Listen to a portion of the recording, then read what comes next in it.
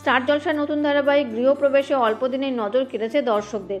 এই ধারাবাহিকের হাত ধরেই বহুদিন পর ছোট পর্দায় ফিরেছেন উষসী রায় এবং সুস্মিত মুখোপাধ্যায়। সদ্যই এই ধারাবাহিকে এন্ট্রি নিয়েছেন সপ্তর্ষি মৌলিক। তিনিও বহুদিন পর ছোট পর্দায়। তার বোনের চরিত্রে রয়েছেন কৌশাম্বী মুখোপাধ্যায়। আর এই চেনা মুখেদের ভিড়ে এবং গল্পের চমকে জমে উঠেছে গৃহপ্রবেশ। গল্পে এখন দেখানো হয়েছে যে আদ্রিত নাকি মারা গিয়েছে।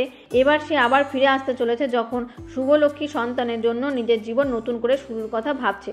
প্রমোতে দেখা যাচ্ছে যে আকাশ শুভলক্ষ্মীকে বিয়ের প্রস্তাব দিচ্ছে। সন্তানকে সামলিয়ে কাজে যেতে গিয়ে নাজেহাল নায়িকা। এমন অবস্থায় আকাশ জানায় যে ছেলেকেও দেখভাল করবে সে, কোনো সমস্যা হবে না।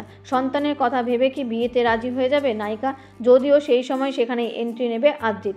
সে বর্তমানে দুর্ঘটনায় স্মৃতিহারাতায় রয়েছে, আর যার সঙ্গে রয়েছে তার দাদার সঙ্গেই শুভলক্ষ্মীর বিয়ে ঠিক হয়েছে। এবার আকাশ ও শুভলক্ষ্মীর বিয়ের সময় কি ফের গৃহপ্রবেশ ঘটবে আদ্রিতের? তার সামনেই শুভ কি আকাশের গলায় মালা দেবে, নাকি তাকে আদ্রিতের কাছে ফিরিয়ে দেবে আকাশ? কোন খাতে বইবে এই ত্রিকোণ সম্পর্ক, সেটা তো ধারাবাহিক দেখলেই জানা যাবে। তো বন্ধুরা, এই ধারাবাহিকটি আপনাদের কেমন লাগছে তা কমেন্ট করে জানাতে পারেন। ধন্যবাদ।